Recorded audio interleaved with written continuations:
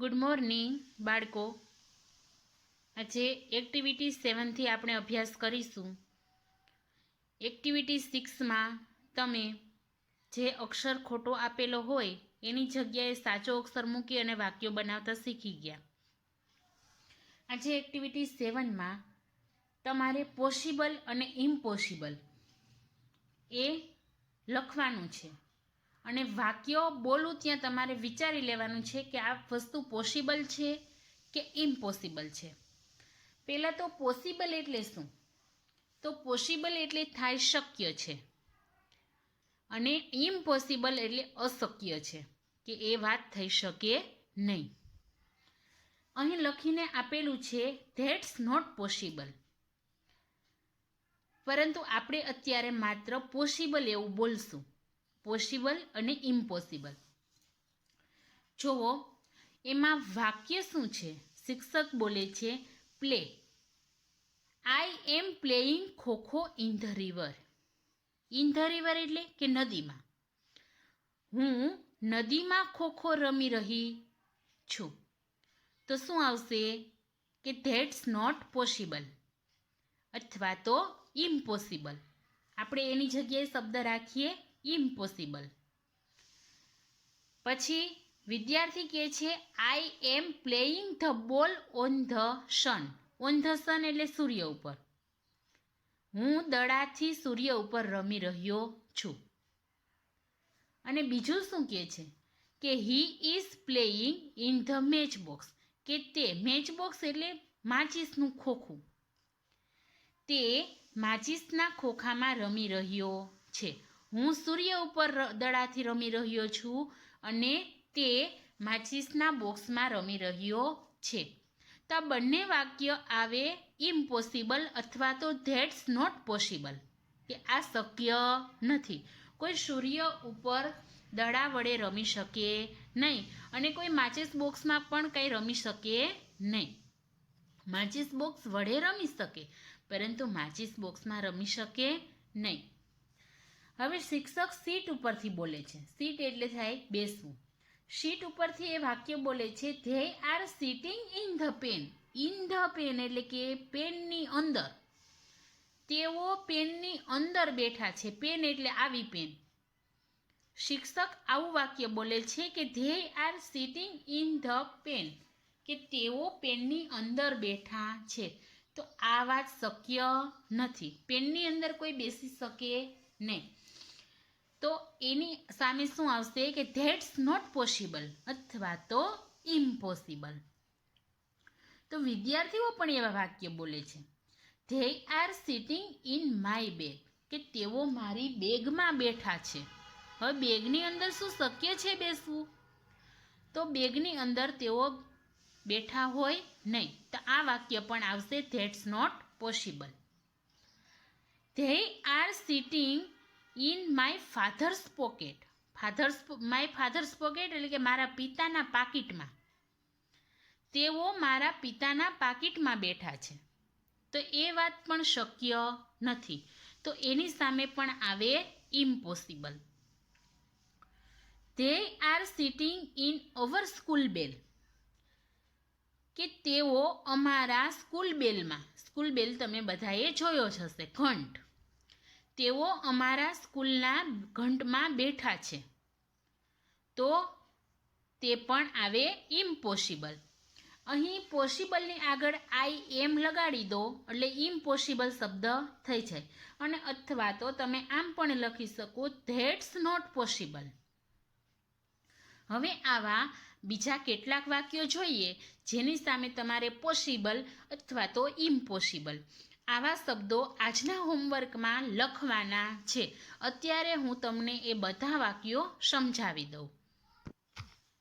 તો આપણે વાક્યો જોઈએ સ્ટેન્ડ ઉપરથી. આવા હું તમને બીજા પણ 2-3 શબ્દો આપીશ. એના ઉપરથી તમારે ઇમ્પોસિબલ અને પોસિબલવાળા વાક્યો બનાવવાના છે. જો સ્ટેન્ડ. સ્ટેન્ડ એટલે થાય ઊભા રહેવું. તો એના ઉપરથી વાક્ય છે I am standing on a sea. Sea એટલે દરિયો. હું દરિયા ઉપર ઊભો છું.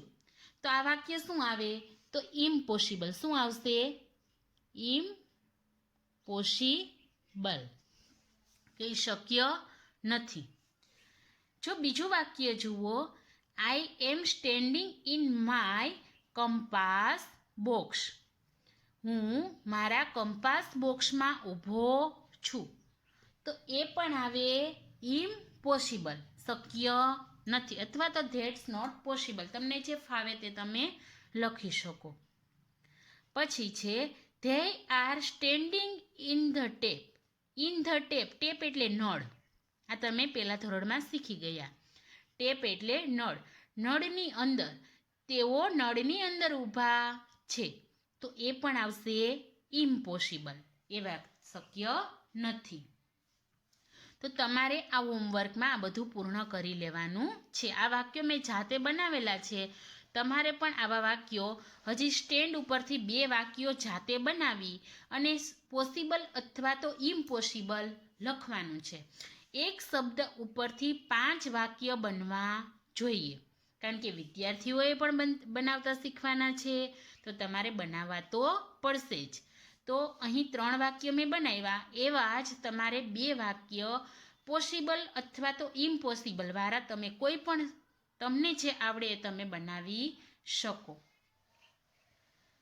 હવે જોવો ક્લાઇમ્બ. ક્લાઇમ્બ એટલે થાય ચઢવું, ઉપર ચઢવું. તો પેલું વાક્યમાં આપણે જોઈએ, he is climbing a tree. તે ઝાડ ઉપર ચડી રહ્યો છે. તો એ વાક્ય શું આવશે? શક્ય છે, ઝાડ ઉપર કોઈ પણ ચડી શકે. તો પોસિબલ, એનો જવાબ આવશે પોસિબલ. સ્પેલિંગ સરસથી યાદ તમારે રાખી લેવાનું. બીજું જોવો, we are climbing in the river. In a river, અમે નદીમાં ચડી રહ્યા છીએ. તો નદીમાં કોઈ ચડી શકે? તો આ વાત શક્ય નથી. તો આવશે ઇમ્પોસિબલ, જે તમારે અહીં લખવાનું છે. હવેનું વાક્ય જોઈએ, આઈ એમ ક્લાઇમ્બિંગ અ કાઇટ. હું પતંગ ઉપર ચઢી રહ્યો છું. પતંગ આકાશમાં ચઢે, પણ પતંગ ઉપર આપણે થોડા ચઢી શકીએ. તો આ વાત ખોટી છે. તો ત્યાં પણ આવશે ઇમ્પોસિબલ. હવે અહીં ક્લાઇમ્બ શબ્દ ઉપરથી આના જેવા હજી પણ તમારે 2 વાક્ય બનાવવાના રહેશે. જેમ કે he is climbing a glass, કે તે પ્યાલા ઉપર ચડી રહ્યો છે. પછી સી ઇઝ ક્લાઇમ્બિંગ અ ચોક, તે ચોક ઉપર ચડી રહી છે.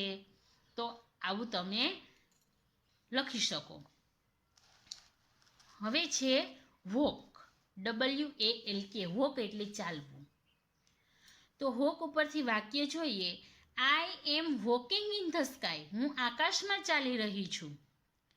તો આ વાત શક્ય નથી, આકાશમાં કોઈ ચાલી શકે નહીં. તો ત્યાં શું આવશે? તો ઇમ્પોસિબલ. શું આવશે? ઇમ્પોસિબલ. બીજું છે, I M walking on footpath. હું ફૂટપાથ ઉપર ચાલી રહી છું. તો ફૂટપાથ ઉપર ચાલી શકાય. તો ત્યાં શું આવશે? પોસિબલ. POSSIBLE.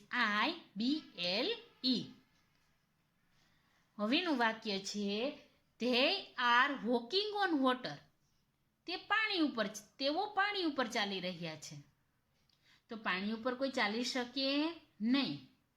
તો ત્યાં શું આવશે? ઇમ્પોસિબલ. તમારે હજી આવા વોકિંગ ઉપરથી 2 વાક્ય બનાવવાના છે. જેમ કે he is walking in the cupboard. Cupboard એટલે કબાટમાં.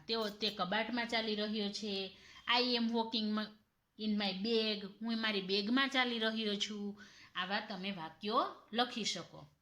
હવે આજે હું તમને બીજા 2 શબ્દ આપું, જેમ કે ડ્રિંક, DRINK. ડ્રિંક શબ્દ આપું તો ડ્રિંક ઉપરથી વાક્ય શું બનાવી શકો? તો he is drinking an apple. તે સફરજન પી રહ્યો છે. તો એ શક્ય ન હોય. He is drinking a juice. તે જ્યુસ પી રહ્યો છે. તો સાચું આવે, પોસિબલ આવે. આવા વાક્ય તમારે હું 2 શબ્દ આપું તેના પરથી પણ 5-5 વાક્ય બનાવવાના છે.